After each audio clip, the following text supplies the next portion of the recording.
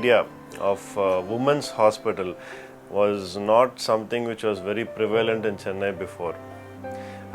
People, go to the hospitals to get their treatment done, but nothing was women-centric.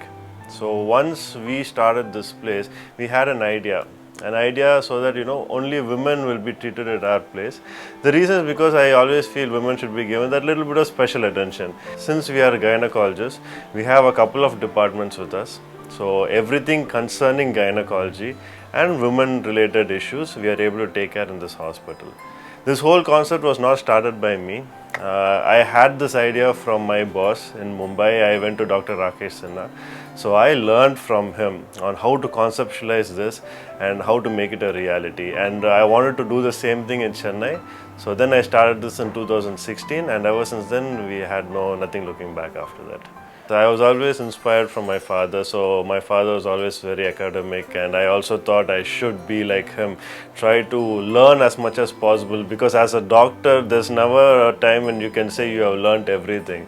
Every time there is always something new to learn, so I always like to keep myself updated, and ever since I finished my post-graduation I always had the hunger to learn more and more. So I did my training in laparoscopy, and after that I did my training in infertility, after which again I did my training in cosmetic gynecology, and this is where we are today. How do we define infertility? When we have to look at infertility, it is nothing but 1 year of unprotected intercourse, and if the patients, the male and the female, they are unable to conceive, we call them as infertile. And someone who is more than 36 years, this 1 year becomes 6 months. So if you are trying for 6 months without a child, that is the time they are considered as infertile, and then they have to come in for treatment. When you're looking at male and female infertility, they're both obviously in different aspects we look at. So in the male infertility, we only look at one aspect what we need, which is the sperm count. So the sperm count actually has been reducing for a very long period of time. So in the 1950s, a sperm count which is around 50 million was normal. So today in 2019, 15 million is normal. So from 50 million to 15 million, there's a big transition, which means the normal sperm count itself in a generation is coming down.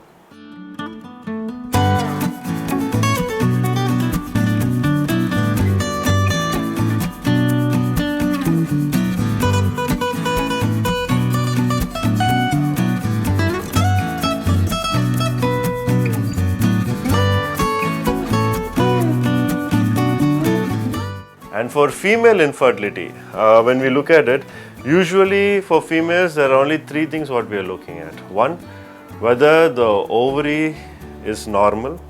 Ovaries is where the eggs are produced, and whether the tube is normal. That is where the eggs are going through the ovaries, from the ovaries into the uterus, and whether the uterus is normal. So we have several tests to do that. One, we look at their tube test to make sure whether both the tubes are normal. It is called as a hysterosalpingography. Then we have another test which is called as the transvaginal ultrasound to make sure whether the uterus is normal, whether there are any fibroids, whether there is any cysts which are there.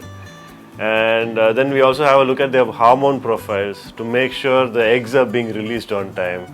And we all know now PCOD is something which is a hot topic. Now everyone is talking about PCOD because it is also very prevalent. Almost 1 in every 3 women are having PCOD today.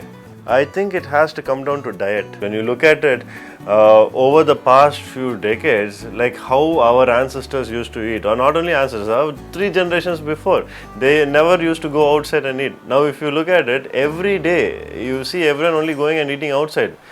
Dinner time, no one cooks cooks food at home. They all go outside and eat. So it's all what we eat. We are what we eat. So the more you eat outside, the more chemicals come into your body, the more chances of you to have degenerated eggs, degenerated sperm, and higher chances of infertility. And also the environment as such, the amount of pollution, as you said, stress. So everything plays a part in this.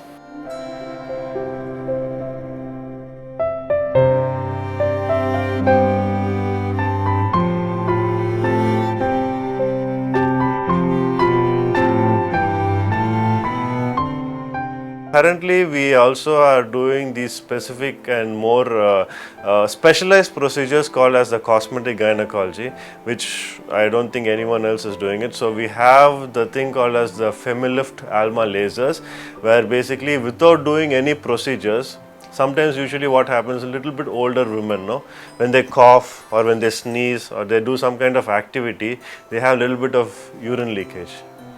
So without doing any surgery at all, we just do this Alma laser treatment and the patient is completely relieved of all these symptoms.